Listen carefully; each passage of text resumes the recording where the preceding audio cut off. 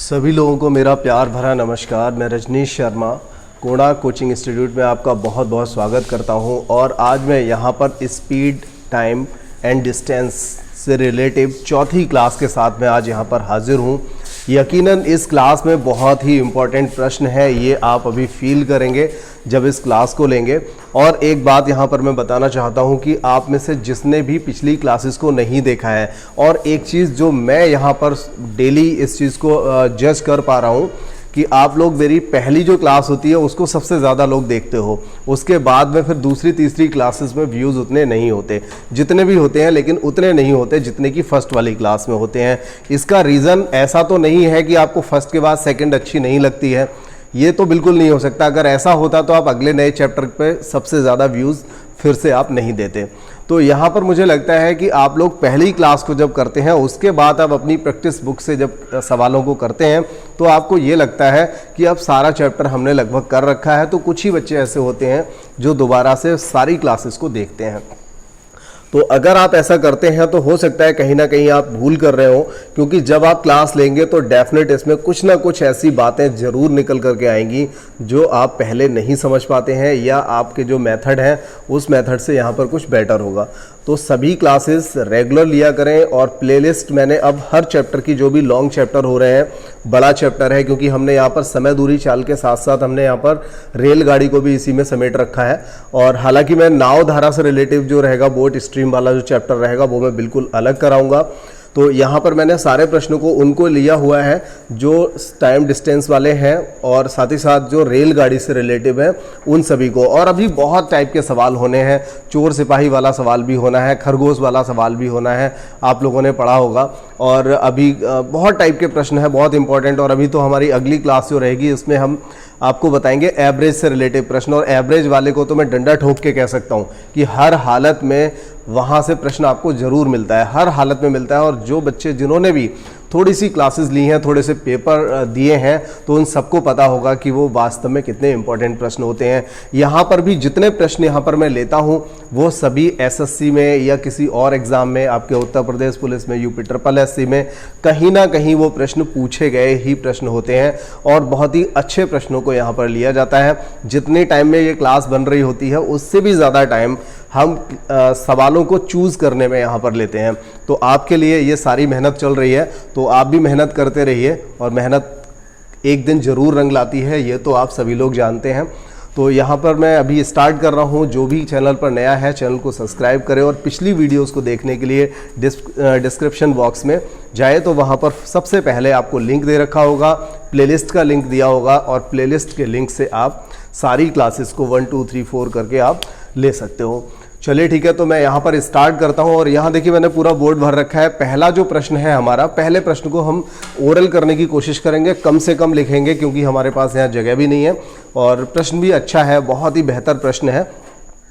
और एक चीज़ जो मैंने आपको बहुत पहले से बता रखी है कि अगर आपने पहले से क्लासेस ली हुई हैं, पहले से आपने एक बार सिलेबस कर रखा है, तो आप ऐसी कंडीशन में क्या करेंगे, आप हर क्वेश्चन को, आप हो सकता है अभी मैं इधर खड़ा हूँ, आपके सामने ये 4 प्रश्न आपको दिखाई दे रहे हैं, तो आप ऐसी कंडीशन में ये करिए, अगर आपको पहले से आपने मुझसे पढ़ा हुआ है या किसी दूसरे चैनल पर या दूसरे किसी माध्यम से पढ़ा हुआ है, तो आप यहाँ पर वीडियो को रोक करके सबसे पहले इन 4 प्रश्नों को और उसके बाद इन सभी प्रश्नों को एक बार आप कर सकते हो, इनको कर लीजिए। अगर आपको कहीं पे लगता है कि ये प्रश्न मुझे देखना चाहिए, वही प्रश्न आप देख लीजिए।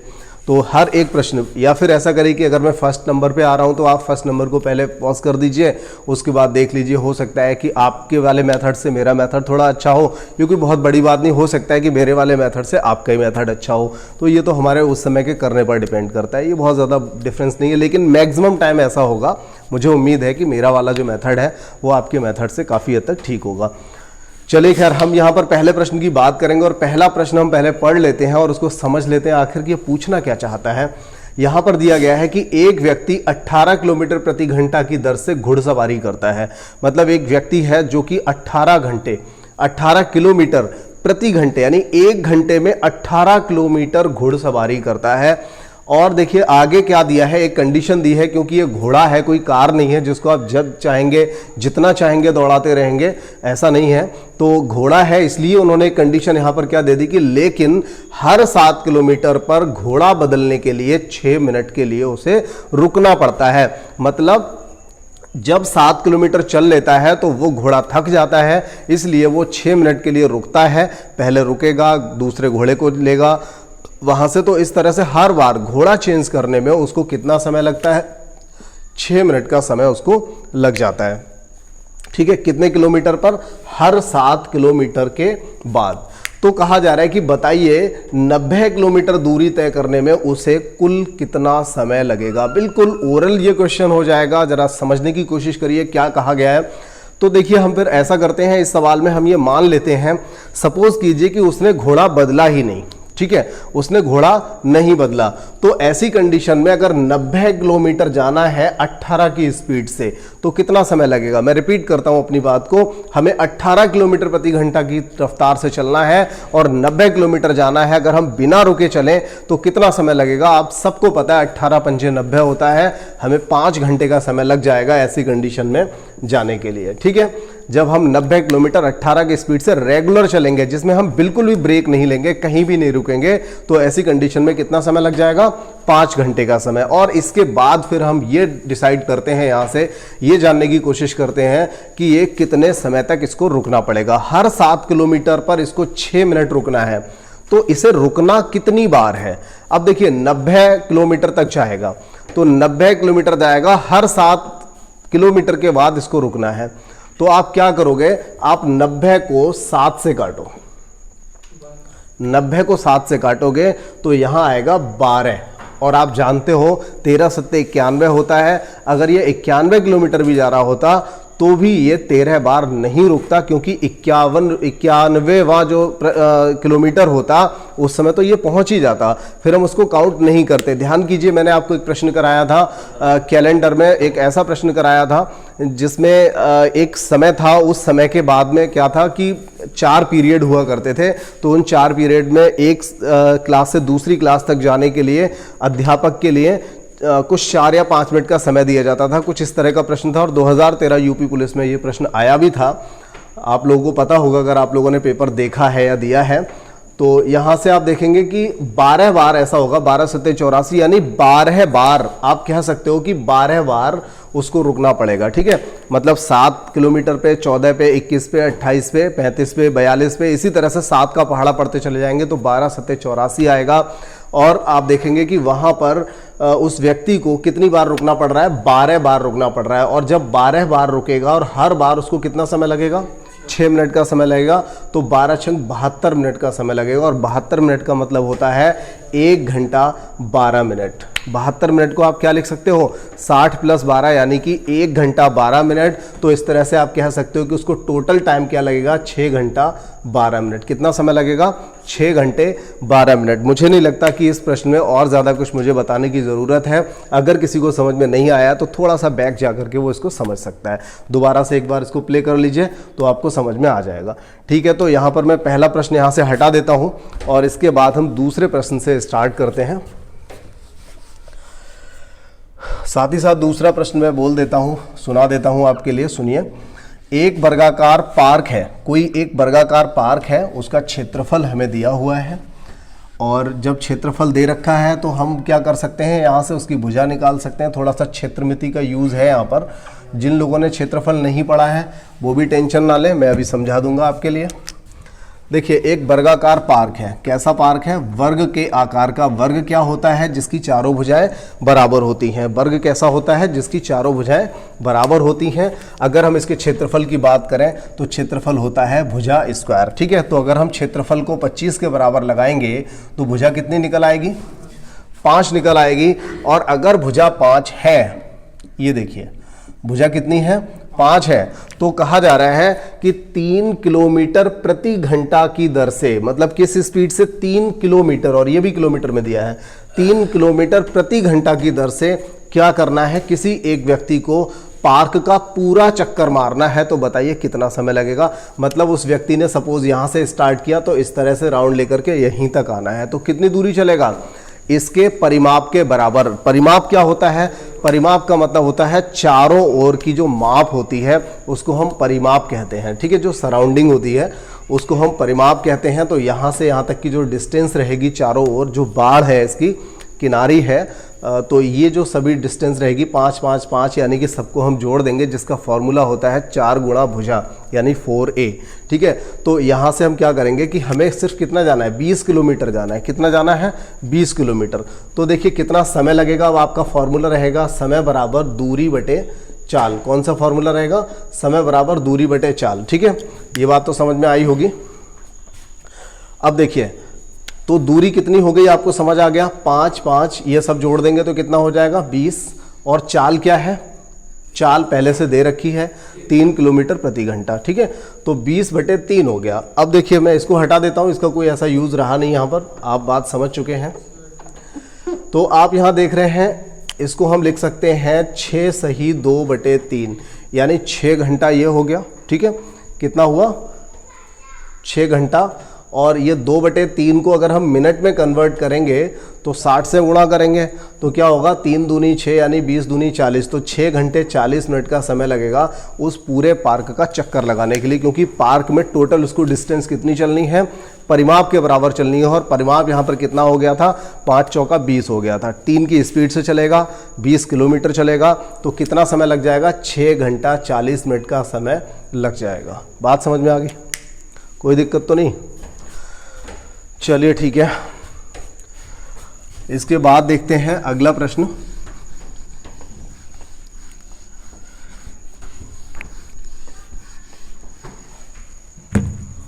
देखिए थर्ड नंबर है यहां पर, बहुत ही अच्छा प्रश्न है, तीसरा भी। सरद किसी दूरी की आधी दूरी को, सरद किसी दूरी की, कोई भी एक डिस्टेंस है, उस दूरी की आधी दूरी को 4 किलोमीटर प्रति घंटा की चाल से चलता है और बची हुई शेष आधी दूरी के लिए कितने स्पीड से चलता है? 5 किलोमीटर प्रति घंटा की चाल से चलता है, ठीक है। तो जो भी डिस्टेंस है उस डिस्टेंस का आधा चलता है 4 की स्पीड से और बचा हुआ आधा चलता है 5 की स्पीड से। इस तरह से उसे टोटल 42 मिनट लग जाता है। तो बताइए वो डिस्टेंस क्या है? अब देखिए ऐसे प्रश्न को हम ऑप्शन से कर सकते थे, मैंने यहाँ पर ऑप्शन नहीं दिया है, जानबूझ के नहीं दिया है, क्योंकि ऑप्शन से करने में थोड़ी सी यहाँ पर प्रॉब्लम आएगी। वो क्या आएगी? जैसे हमने कोई भी डिस्टेंस हमने मानी, ठीक है, तो जो डिस्टेंस हम उसको लेकर के चलेंगे स्टार्टिंग से, उसमें एक प्रॉब्लम ये आएगी कि हम उसे 4 की स्पीड से दौड़ाएंगे, एक बार 5 की स्पीड से उसकी आधी डिस्टेंस को दौड़ाएंगे। प्रॉब्लम ये आ जाएगी कि यहाँ पर मिनट में दे रखा, सीधा सीधा घंटे में दिया होता, जैसा कि मैंने यहाँ पर और भी प्रश्न लिए हैं, तो बहुत ज़्यादा ईजी हो जाता है, हमें कैलकुलेशन भी नहीं करनी पड़ती है। तो यहाँ पर मतलब लिख के नहीं करनी पड़ती है, ओरल करनी पड़ती है। तो अब हम यहाँ पर क्या करेंगे, ऐसे प्रश्न में जहाँ पर मिनट में कन्वर्ट हो रहा है थोड़ी सी प्रॉब्लम रहेगी अगर हम ऑप्शन से करने की कोशिश करें, इसलिए हम इसको डिटेल में करेंगे। लेकिन डिटेल कहने का मतलब कभी ये मत समझिएगा कि बहुत बड़ा सवाल हो गया। डिटेल का मतलब ऐसा कुछ नहीं होता, मतलब हमें उसको लिख करके एक प्रोसेस से करना पड़ेगा, बस ये है। तो देखिए यहाँ पर हम ऐसा मान लेते हैं कि x किलोमीटर की दूरी 4 की स्पीड से तय की, आधी दूरी 4 की स्पीड से, और x किलोमीटर की दूरी कितनी स्पीड से तय की? 5 की स्पीड से। तो यहां पर डिस्टेंस हमने क्या मान रखी है? हमने यहां पर डिस्टेंस मानी है 2x, 2x मानी है ना, 2x डिस्टेंस। हालांकि आप x मान लीजिए, कोई फर्क नहीं पड़ता, x बटे 2 को 4 की स्पीड से चला दो, x बटे 2 को 5 की स्पीड से चला दो, कोई फर्क नहीं पड़ता। हमने यहां पर डिस्टेंस क्या समझदारी की बात कर दी, हमने डिस्टेंस को 2x मान लिया, जिसमें से x को चला दिया 4 की स्पीड से और बची हुई x को चला दिया 5 की स्पीड से। अब क्या होगा? तो दोनों के द्वारा लिया गया समय, देखिए समय बराबर क्या होता है? दूरी बटे चाल। तो समय बराबर मतलब 4 की स्पीड से जाने में लगा समय बराबर दूरी बटे चाल। x दूरी गया, 4 की स्पीड से गया, तो इतना समय लगेगा। फिर वही दूरी x दूरी को 5 की स्पीड से जाने में लिया गया समय क्या हो जाएगा? समय बराबर दूरी बटे चाल। और दोनों के द्वारा लिया हुआ समय क्या हो जाएगा? ये हमें पहले से दिया हुआ है 42 मिनट। अब ये जो 42 मिनट दिया है ये मिनट में दे रखा है, जबकि ये दोनों क्या है? किलोमीटर प्रति घंटा में, तो इसे भी हम घंटे में चेंज कर लेंगे, ठीक है। अब देखिए बहुत ही सिंपल हो गया, अब कोई दिक्कत नहीं है। 4 पंजे 20 एलसीएम आ जाएगा, 4 पंजे 20, यहाँ 5x आएगा और 5 चौका 20, 4 का गुणा x है तो 4x हो जाएगा बराबर 42/60 हो जाएगा। ये देखिए 20 तिया 60 और 3 से ऐसे काट देंगे तो 14 आ जाएगा। तो आप यहाँ से देख रहे हैं कि 9x बराबर 14 कितना है, 9x बराबर 14 यानी x बराबर 14/9। ये किलोमीटर आपका आंसर नहीं है क्योंकि ये तो आधी दूरी है। हमारी जो डिस्टेंस हमने मान रखी थी वो कितनी थी, 2x थी, तो 2 से गुणा कर दीजिए और यहाँ से आपका जो आंसर रहेगा वो 28/9 किलोमीटर हो जाएगा। अब जैसा आंसर दिया होगा, इतना दिया है इतना छोड़ दीजिए, पॉइंट में दे रखा है पॉइंट में बढ़ा दीजिए, सही बटे में दे रखा है तो सही बटे में लिख दीजिए, संयुक्त भिन्न में लिख दीजिए। ठीक है, बात समझ में आ गई। तो ये ऐसे किसी भी प्रश्न का ये उसका एक रिटन प्रोसेस रहेगा। हालांकि ऐसे प्रश्नों को हम और सिंपल तरीके से भी करेंगे, मैं आपको बताऊंगा, सवाल देखते ही आप उसको बताएंगे। इन्हीं में यहीं पर इसी बोर्ड पर सामने लिखे हुए हैं ऐसे प्रश्न। ठीक है, तो हम अगले प्रश्न को कर लेते हैं यहां से, क्वेश्चन नंबर 4। और देखिए क्वेश्चन नंबर 4 ही बिल्कुल वही प्रश्न है जिसकी हम बात कर रहे हैं। प्रश्न नंबर 4 भी 3 जैसा ही है और बहुत ही बेहतरीन प्रश्न है। यहां से हम बिल्कुल भी कलम नहीं चलाएं तो भी हमारा आंसर आ जाएगा। देखिए कैसे, एक कार किसी यात्रा को 11 घंटे में, और देखिए जितने लोग भी ऐसे हैं जो सीरियसली नहीं ले रहे हैं, कई बच्चे ऐसे हैं जिनका अभी मेरे पास 2 घंटे पहले ही मुश्किल से मेरे पास एक लड़की का फ़ोन आया था, तो वो बोल रही थी कि हम पिछले 2-2.5 साल से आपके यहाँ पढ़ रहे थे लेकिन इतना अच्छे से हमें कभी समझ में नहीं आया। और सीधी सी बात है कि उसने अच्छे से पढ़ना शुरू किया, ऐसा नहीं कि मैं अच्छे से पढ़ा रहा हूँ, उसने अब अच्छे से पढ़ना शुरू किया है। तो प्रॉब्लम यहाँ पर होती है, ये नहीं है कि सर अच्छा पढ़ा रहे हैं नहीं पढ़ा रहे हैं, सर तो अच्छा ही पढ़ा रहे होते हैं, हमेशा बेस्ट देने की कोशिश करता है कोई भी टीचर, जो भी टीचर होगा अपना बेस्ट एफर्ट लगाता है। लेकिन आप जिस दिन बेस्ट एफर्ट अपना दे देंगे, जिस दिन आप बेस्ट दे देंगे अपना, उस दिन आपको समझ में आना स्टार्ट हो जाएगा। तो ऐसा आज सुनने को मिला, बहुत खुशी हुई, बहुत अच्छा लगा मुझे। चलिए खैर, एक कार किसी यात्रा को 11 घंटे में पूरा करती है। एक कार किसी यात्रा को 11 घंटे में पूरा करती है। सवाल को देखिए, सबसे पहली चीज तो आपके पास वो पावर होनी चाहिए कि जब आप सवाल को पढ़ें तो कम से कम, अगर एक मीडियम सवाल है, मैं बहुत बड़े सवाल की बात नहीं कर रहा, बहुत बड़ा सवाल तो किसी को भी घुमा देता है कई बार, तो एक जो मीडियम, ये तो बहुत छोटे छोटे प्रश्न हैं, तो ऐसे प्रश्नों में जो चीज आप एक बार पढ़ लें वो चीज आपको उस समय याद हो जानी चाहिए, आपके माइंड में घूमनी चाहिए कि इस प्रश्न में क्या दिया गया था। तो ये एक बहुत बड़ी पावर होती है। अगर ऐसा होता है तो आप सोच अच्छा सकते हैं कि हमें इस सवाल को करना कैसे है। तो देखिए क्या था कि एक कार किसी यात्रा को 11 घंटे में पूरा करती है, पहली बात। इसके बाद क्या बोला, वह आधी दूरी तो 30 की स्पीड से चलती है और शेष बची हुई जो आधी दूरी है वो ये 25 की स्पीड से चलती है। ठीक है, तो हम यहां पर बिल्कुल इसी तरह से 30 और 25 की स्पीड से चला सकते थे और बराबर हम सीधा सीधा 11 घंटे रख सकते थे, क्योंकि इधर भी किलोमीटर प्रति घंटा और यहां भी घंटा, हमें बटे में 60 भी नहीं करना पड़ता। लेकिन अब देखिए क्या बोला है, बताइए कि कार ने कुल कितनी दूरी चली, टोटल डिस्टेंस बताइए। तो यहां पर देखिए मैं आपको बता दूं क्या होता है, आप ऐसे प्रश्न में, क्योंकि ये सिंपल है, यहां पर मिनट में नहीं दिया है, यहां पर हमें कन्वर्ट भी नहीं करना है, तो ऐसे प्रश्न में आप क्या करोगे, 250 का आधा करो 125। क्या 125 30 और 25 दोनों से कटेगा? नहीं कटेगा। 25 से कटेगा, 30 से नहीं कटेगा। तो हमारा यह आंसर नहीं हो सकता। ठीक है, नहीं हो सकता। अगर हाँ मिनट में आ रहा होता आंसर तो पॉसिबल था, तो ऐसी कंडीशन में हम अपने प्रोसेस की तरफ चले जाते। लेकिन ये जो प्रोसेस है इसका, इस तरह का जो प्रश्न बनता है, ऐसे प्रश्न की बनने की संभावना मुश्किल से 4 से 5% होती है। बाकी का 95% जो कंडीशन बनने की संभावना रहती है वो आपका चौथा जो प्रश्न दिया हुआ है इस तरह से रहती है। सबसे ज्यादा यही प्रश्न पूछा गया है। तो इसके बाद देखिए, अब 375 को अगर आधा करेंगे तो पॉइंट में आएगा, ना 30 से कटेगा ना 25 से कटेगा, तो ये भी आंसर नहीं हो सकता। अगर हम 400 की बात करें तो 400 का आधा हुआ 200, और 200 को हम 20 से तो काट लेंगे, सॉरी 25 से तो काट लेंगे, लेकिन हम उसे 30 से नहीं काट पाएंगे, तो ये आंसर भी नहीं होगा। अब हमारा सिर्फ और सिर्फ एक आंसर बना, वो है 300, और आप इसे चेक करिए कि ये आंसर है या नहीं है। देखिए चेक करते हैं, 300 का आधा हमने किया 150 और एक हो गया 150, आधा आधा। एक बार हमने इसे 25 की स्पीड चला दिया 6 घंटे, एक 150 जो आधी दूरी बची थी उसको हमने चला दिया 30 की स्पीड से, और 30 की स्पीड चलाने पे कितना टाइम लग जाएगा? 5 घंटे। तो 5 और 6 कितना घंटा हो गया? 11 घंटा। तो इस तरह से ये कोई लिखने वाला सवाल नहीं था, ये बहुत ही ईजी था। ऐसे पहाड़े तो आपको आते ही हैं, 3 पंजे 15 या 25 छक्का 150, तो ये आपको आता है पहले से।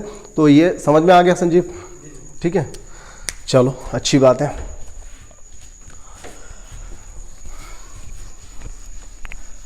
बहुत ही अच्छे प्रश्न हैं और सभी आए हुए प्रश्नों को यहाँ पर लिया गया है।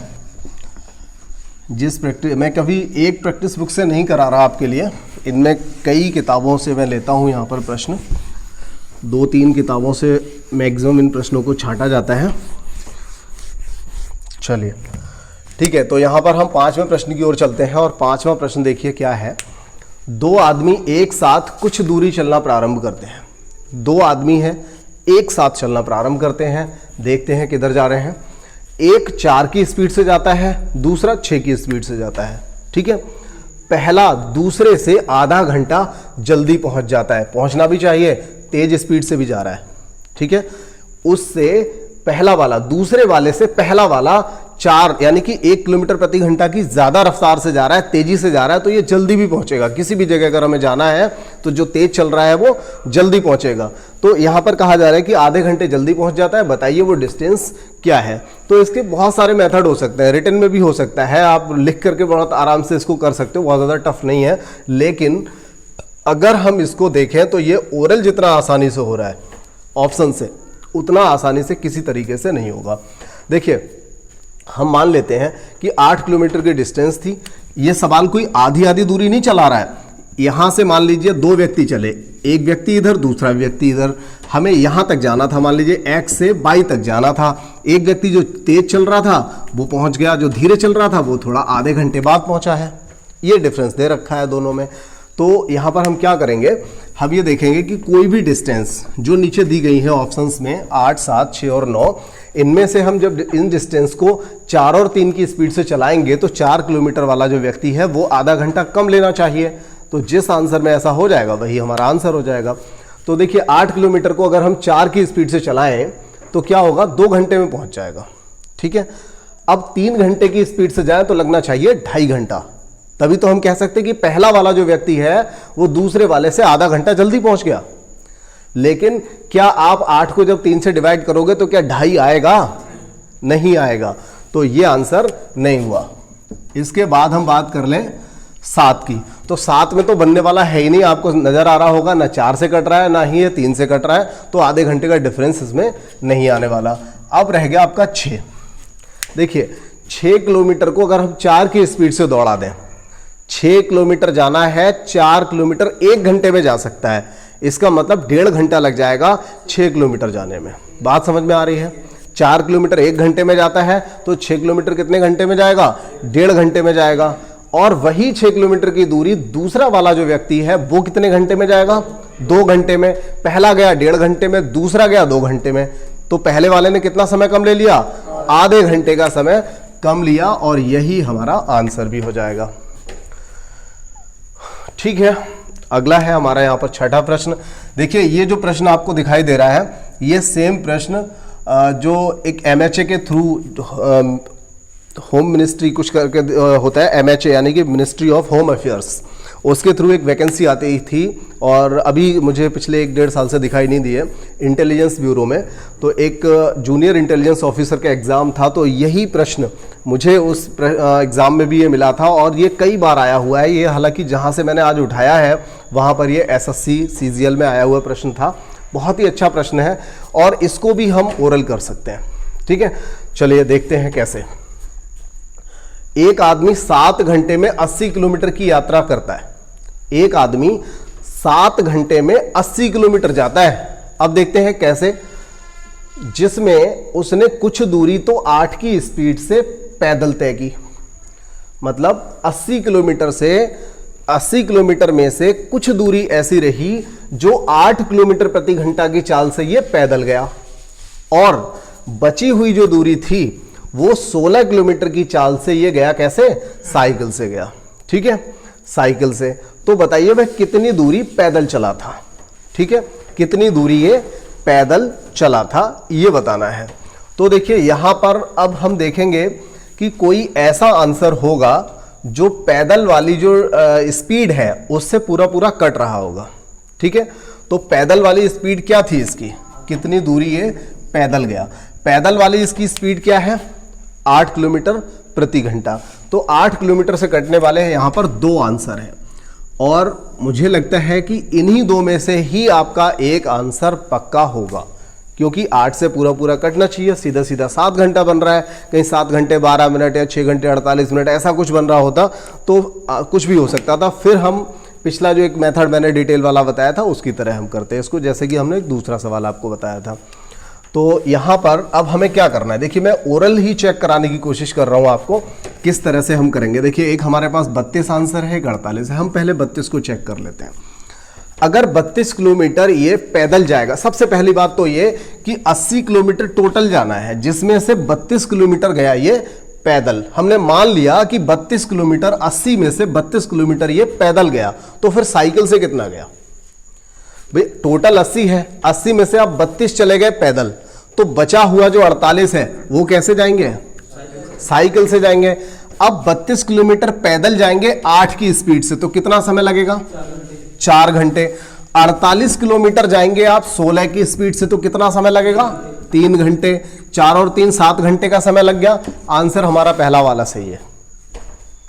ठीक है, आंसर पहला सही है। क्लियर हो गया? चाहे तो दोबारा चेक कर लीजिए, कोई प्रॉब्लम नहीं है इसमें, बिल्कुल सही आंसर है। अगर मान लीजिए हमने 48 को चेक करते हैं, ठीक है, ये अभी यहीं पे छोड़ते हैं। हमने 48 को चेक किया, अगर 48 पैदल जाता, ठीक है, तो फिर 32 किलोमीटर कैसे जाता?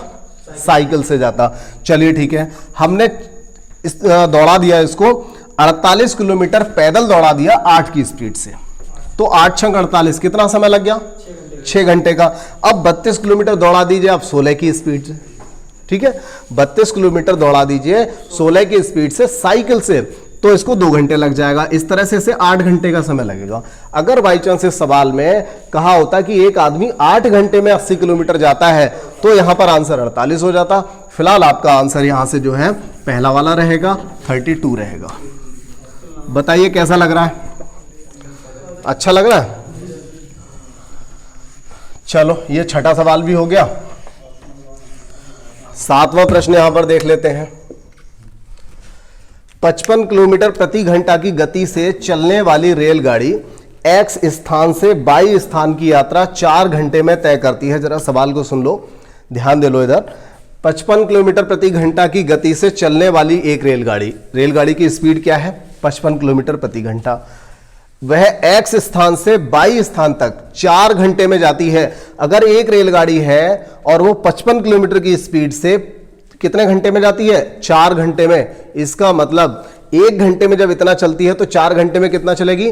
4 गुना चलेगी, मतलब 220 चलेगी। ठीक है, कितना चलेगी? 220। इसके बाद देखिए क्या कह रहा है, यदि उसकी गति 5 किलोमीटर प्रति घंटा बढ़ा दी जाए तो उस यात्रा में उसे कितना समय कम लगेगा? ये देखिए आंसर मिनट में दे रखे हैं। चलिए, तो ये तो हमें कंफर्म हो गया कि यहां पर 55 की स्पीड से अगर वो पहले कितना चली थी? 4 घंटे चली थी, तो ये टोटल दूरी कितनी चली होगी? 220। और ये भी पता है कि पहले वाली चाल उसकी कितनी थी? 55। अब अगर हम 5 किलोमीटर प्रति घंटा चाल बढ़ा देंगे तो अब उसकी चाल क्या हो जाएगी? 60।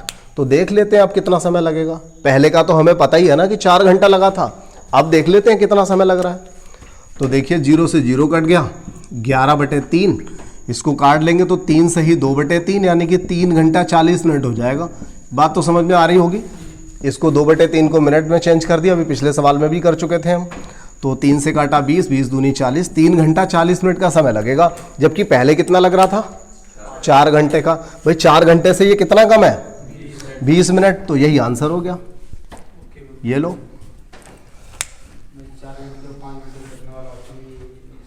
ठीक है, अगला देखें। इसके बाद हमारा यहां पर 8वां और बहुत ही अच्छा प्रश्न है, आखिरी प्रश्न है यहां पर इस क्लास का। प्रश्न नंबर 8 है। देखिए बहुत ही अच्छा प्रश्न है ये, पढ़ते पढ़ते आंसर आ जाएगा। 90 किलोमीटर प्रति घंटा की चाल से चल रही एक यात्री गाड़ी, 90 किलोमीटर प्रति घंटा की चाल से चल रही एक यात्री गाड़ी, पहले पूरी थ्योरी समझते हैं। 90 किलोमीटर की स्पीड से चल रही एक यात्री गाड़ी एक मालगाड़ी से, एक स्टेशन से मालगाड़ी के 6 घंटे बाद चलती है। मतलब मालगाड़ी 6 घंटे पहले निकल गई। तो यहां से मान लीजिए हमें चलना था, एक गाड़ी जो थी माल गाड़ी वो पहले ही निकल गई है अपनी किसी स्पीड से। उसके 6 घंटे बाद दूसरी गाड़ी निकली और उसने क्या किया, 4 घंटे में उसको यहां पे जाके पकड़ लिया किसी भी जगह। इसका मतलब ये हुआ, जैसे मान लीजिए मैं यहां से चलूं, किसी को मैंने भेज दिया भाई तुम जाओ शहर में अंदर किसी काम से जाना, जाइए पैदल जाइए। तो एक व्यक्ति यहां से गया पैदल, मैंने क्या किया 20 मिनट बाद बाइक उठाई और मैं बाइक से पहुंच गया, बाइक से गया, तो क्या होगा, कहीं ना कहीं मुझे रास्ते में मिल जाएगा वो व्यक्ति। हालांकि वो मुझसे पहले निकला था लेकिन फिर भी हमने किसी एक जगह पकड़ लिया उसे, क्योंकि मैं ज्यादा स्पीड से गया। तो यहां पर क्या हुआ, मालगाड़ी जो है, मालगाड़ी कम स्पीड से गई होगी और जो यात्री गाड़ी है वो तो 90 की स्पीड से जा ही रही है। तो 90 किलोमीटर की चाल से चल रही एक यात्री गाड़ी ने एक स्टेशन से मालगाड़ी के 6 घंटे बाद चलती है, 6 घंटे बाद चलती है और 4 घंटे में पकड़ लेती है। इसका मतलब क्या हुआ कि ये जो गाड़ी थी 6 घंटे बाद चली, 4 घंटे में पकड़ा। कहने का मतलब यात्री गाड़ी कितना चली, यात्री गाड़ी सिर्फ 4 घंटे चली है। यात्री गाड़ी तो 6 घंटे बाद निकली थी और सिर्फ 4 घंटे में पकड़ लिया, मतलब 4 ही घंटे तो चली। लेकिन मालगाड़ी कितना चली, मालगाड़ी 10 घंटे चली। बिल्कुल ठीक है, क्योंकि 6 घंटे तो पहले ही निकल चुकी थी और 4 घंटे बाद में जब यात्री गाड़ी चल रही थी तब भी तो मालगाड़ी चल रही थी। तो मालगाड़ी को टोटल 10 घंटे हो चुके थे। अब लगा लो आप हिसाब, यहां से बिल्कुल सिंपल हो गया। 90 की स्पीड से यात्री गाड़ी चल रही है, इसका मतलब टोटल डिस्टेंस हो गया 360। यात्री गाड़ी जो थी 360 किलोमीटर चली होगी। अब हमें यह पता है कि दोनों ही बराबर ही चली हैं, क्योंकि एक ही स्टेशन से चले और कहीं पर जाकर पकड़ लिया। इसका मतलब दोनों ही गाड़ी बराबर चली हैं। तो दूसरी गाड़ी भी अगर बराबर चली है, 360 चली है और कितने घंटे में, 10 घंटे में, मतलब दूसरी जो गाड़ी है वो 36 किलोमीटर प्रति घंटा, यानी मालगाड़ी की जो चाल थी वो क्या थी, 36 किलोमीटर प्रति घंटा थी। उम्मीद है मुझे बहुत अच्छा लगा होगा। अच्छे प्रश्न थे यहाँ पर, काफ़ी मेहनत मैंने की और आप भी अच्छे से मेहनत कर रहे होंगे। और अगला जो आपका एग्ज़ाम बहुत जल्दी, एक वैकेंसी जो आने वाली है यूपीएसआई का, आपको पता होगा फेसबुक पे हर जगह, व्हाट्सएप पे वायरल हो रहा है। उसका एक जो ऑफिशियल एक नोटिस आया हुआ है टेंडर से रिलेटिव। तो लगे रहिए आप लोग और हम लोग मिलते हैं अभी अगली किसी क्लास में। इसकी जो 5वीं क्लास रहेगी जिसमें मैं बहुत ही इंपॉर्टेंट प्रश्न, एवरेज से रिलेटेड प्रश्न यहाँ पर लेकर के आ रहा हूँ। ठीक है, धन्यवाद।